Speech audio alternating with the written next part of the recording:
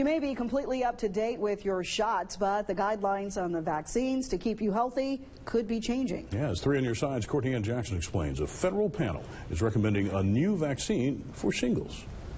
When she told me it was shingles, I said, oh man, because I see how my brother's was all on his body, you know.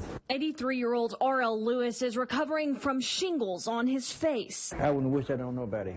I really wouldn't. It's a terrible feeling. Lewis says the sore wore a hole into his nose that's still healing months later, and the side effects aren't totally gone. It's sore, and it feels like something crawling on it. It feels like something crawling on my face there, up in that area right there.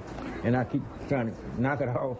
Nothing to knock off. There's a shingles vaccine that Lewis didn't know about. He'd had chickenpox, making it more likely for the virus to reactivate his shingles.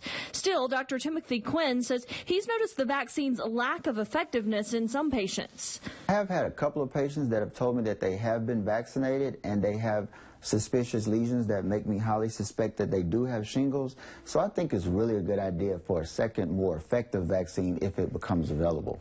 That's why advisors to the CDC are now suggesting people over 50 get a new shingles vaccine, even if they had the old one or if they've had shingles before. And it's showing that it maintains protection against shingles as you age. As you go from your 50s to 60s to 70s, it maintains that level of protection.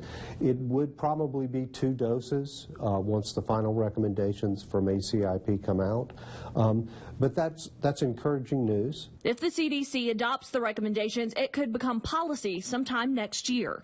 Courtney Ann Jackson, 3 on your side.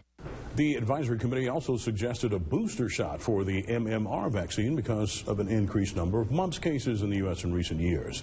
The recommendation to the CDC will be that people get a 3rd dose if they're at high risk during an outbreak.